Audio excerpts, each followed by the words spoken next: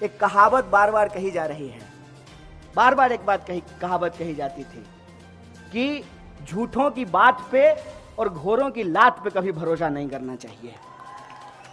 अब ये झूठों की बात की जगह ये हो गई है कि भाजपा की बात पे और घोरे की लात पे कभी भरोसा नहीं करना चाहिए। अब टीवी पे अगर दिन रात आपको मोदी मोदी चलेगा तो आपके दिमाग में क्या लगेगा? आपको लगेगा कि इसके अलावा तो हिंदुस्तान में कोई है ही नहीं, यही हीरो है, यही है मेरा जूता है जापानी। इसी को प्रधानमंत्री चुनना चाहिए। यही हो रहा है कि नहीं हो रहा है? आपके साथ यही हो रहा है ना। अब दिन रात टीवी पे होगा मोदी मोदी, भोरे गुड मॉर्निंग फैमिली के व्हाट्सएप ग्रुप में मोदी, शाम को जो है गुड नाइट ससुराल के व्हाट्सएप ग्रुप में मोदी, पेट्रोल पंप पे मोदी, टीवी पे मोदी, पान दुकान पे मोदी, ऑफिस में मोदी। तो आपका दिमाग अपने आप कहने लगेगा मोदी मोदी मोदी। हजारों भाषाएं हैं हिंदुस्तान में, हजारों भाषाएं, हजारों संस्कृति हैं, हजारों बोलियां हैं और हजारों साल का इतिहास जिस देश के पास हो, उस देश में अगर यह कहा जाता है मोदी नहीं तो कौन, यह शर्म की बात है। इस बात को आप अपने दिमाग में डाल लीजिए।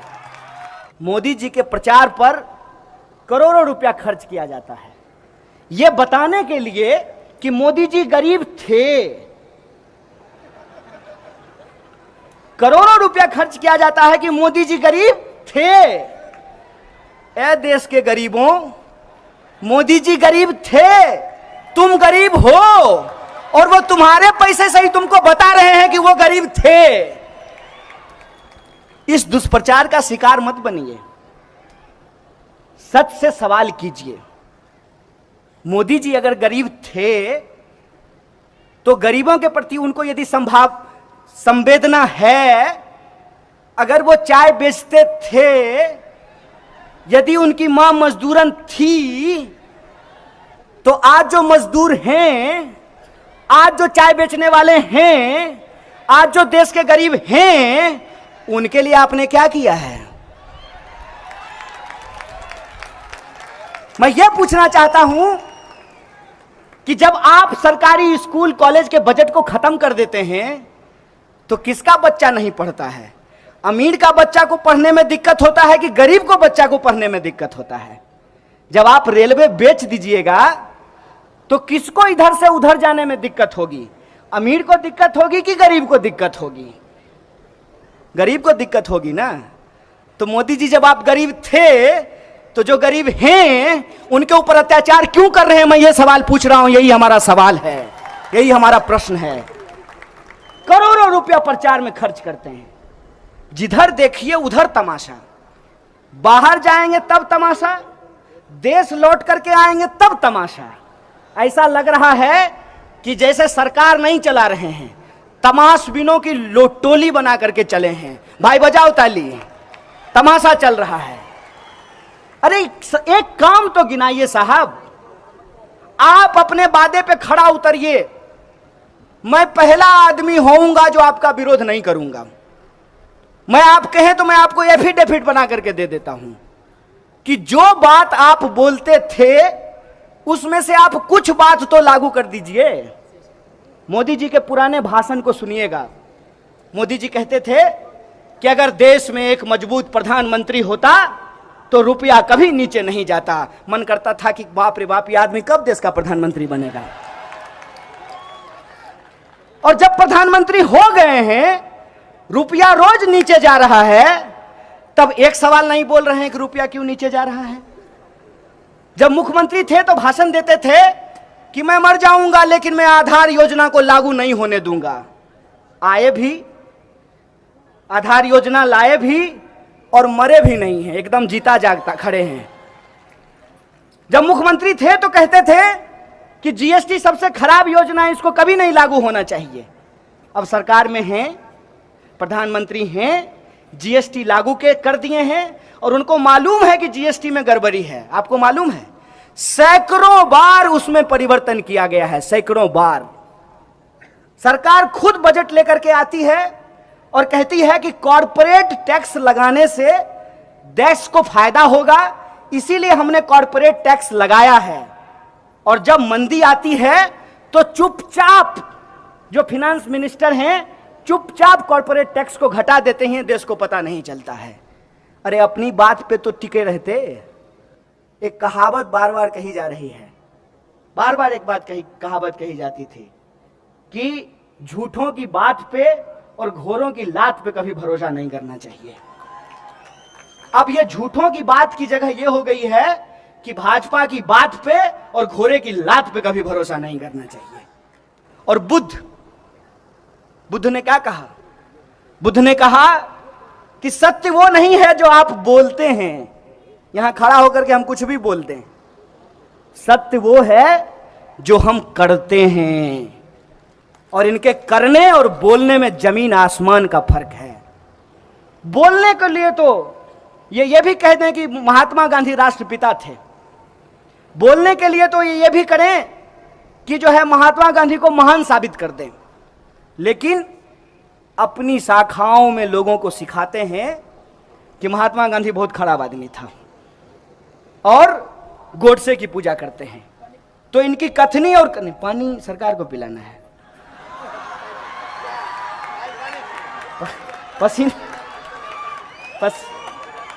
मेहनत कस का पसीना है, टेंशन मत लीजिए।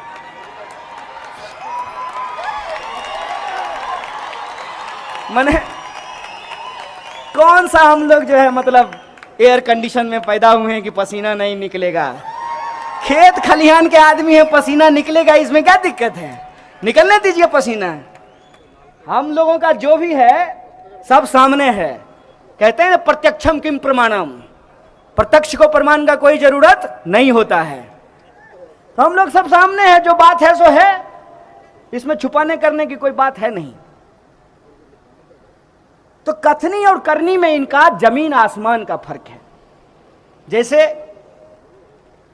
आप एक चीज महसूस करते होंगे कि आज जो सच है उस सच को छुपाने के लिए एक झूठ का आडंबर रचा जा रहा है, बहुत बड़ा आडंबर रचा जा रहा है झूठ का। सवाल यह है कि यह झूठ का आडंबर क्यों रचा जा रहा है? झूठ का आडंबर इसलिए रचा जा रहा है कि हर चुनाव में जब चुनाव आए तो बात इस पे नहीं हो कि कौन अच्छा है, बात इस पे हो मोदी नहीं तो कौन। आपने देखा होगा 2019 के चुनाव के वक्त भाजपा के लोगों के पास एक भी सवाल का जवाब नहीं था। किसी भी पान की दुकान पे खड़ा होकर के आप उससे पूछते कि यार सब बात तो ठीक है, लेकिन ये बताओ किसी के खाते में 15 लाख रुपया नहीं आया, 2 करोड़ नौकरी नहीं पैदा हुई, किसानों की आमदनी दोगुनी नहीं हुई, महिलाओं पे अत्याचार नहीं रुका, महंगाई कम नहीं हुई, भ्रष्टाचार कम नहीं हुआ, तो क्या तुमको ये बात ठीक लगती है? तो भाजपा के कार्यकर्ता का जवाब होता था कि देखो तुम्हारी सब बात ठीक है, लेकिन मोदी नहीं तो कौन। यही जवाब होता था ना।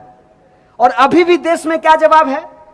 ठीक है, सरकार कोई काम नहीं कर रही है, मोदी नहीं तो कौन, यही पूछा जाता है ना। ये अपने आप तैयार नहीं हुआ है, इसको तैयार करने के लिए पैसा खर्च किया गया है, इन्वेस्टमेंट हुआ है। और इन्वेस्टमेंट कैसे होता है ये मैं बताता हूं। सिनेमा आप लोग देखते होंगे, हैं? सपोज कीजिए कि मेरे बाप के पास बहुत पैसा हो और हमको शौक हो हीरो होने का, तो मेरा बाप क्या करेगा? मेरा बाप किसी डायरेक्टर को पकड़ेगा, है सुनो एगो कहानी लिखवा के लाओ, मेरा बेटा हीरो होगा। हैं? हमको तो आप देख ही रहे हैं 5 फुट 5 इंच, हैं? तो हीरो जैसा हाइट तो मेरा है नहीं, लेकिन हमको हीरो होना है, तो हम हीरो कैसे होंगे? तो हम 4 फुट 5 इंच का आदमी खोज करके लाएंगे, तब न उसके सामने हम लंबा दिखेंगे। इस बात को समझ रहे हैं कि नहीं? कोई भी आप हिंदी सिनेमा का गाना देखिएगा, हीरोइन जैसी हो उससे ज्यादा खोज करके महिला को लाया जाता है। खराब मैं नहीं बोल रहा हूं, मैं खराब किसी को नहीं मानता हूं, लेकिन उससे तुलना में देखने में वो अच्छी ना लगे।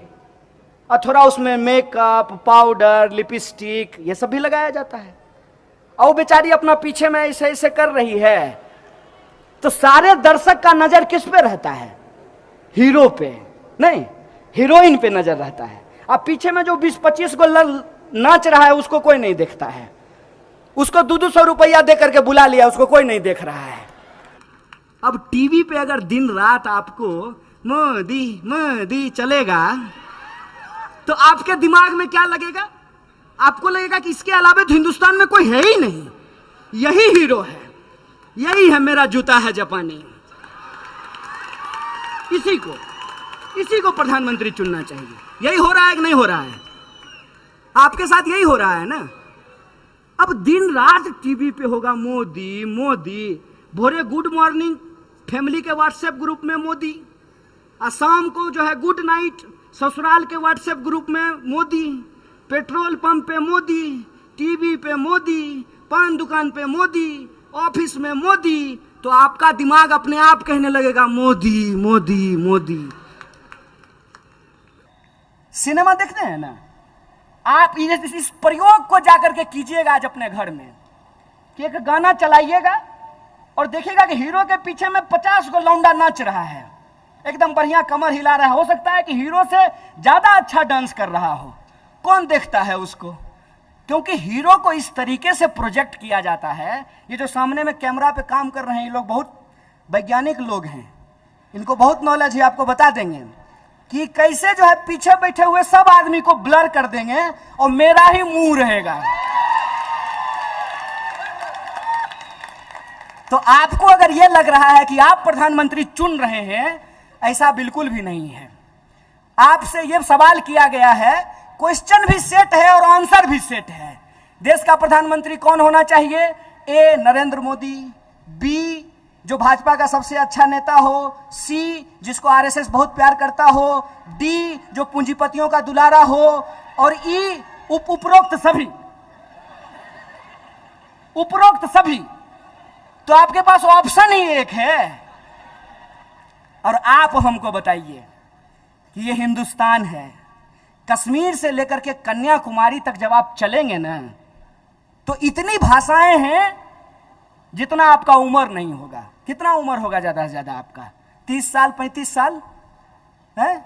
हजारों भाषाएं हैं हिंदुस्तान में, हजारों भाषाएं, हजारों संस्कृति हैं, हजारों बोलियां हैं और हजारों साल का इतिहास जिस देश के पास हो, उस देश में अगर यह कहा जाता है मोदी नहीं तो कौन, यह शर्म की बात है। इस बात को आप अपने दिमाग में डाल लीजिए।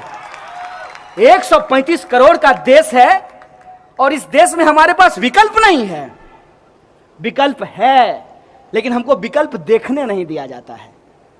बार बार हमारे सामने एक ऐसा विकल्प रखा जाता है कि हम अपने आप उस विकल्प की तरफ चले जाएं जिस विकल्प की तरफ हमको भेजने का प्रयास किया जा रहा है। जैसे ठंडा मतलब कोका कोला होता है ठंडा मतलब है? नारियल पानी नहीं होता है? लस्सी, सत्तू, दही, ये सब ठंडा नहीं होता है? मिश्री सब ठंडा होता है कि नहीं होता है? तो कोका कोला कैसे ठंडा मतलब हो गया? क्योंकि आपके दिमाग में डाल दिया गया।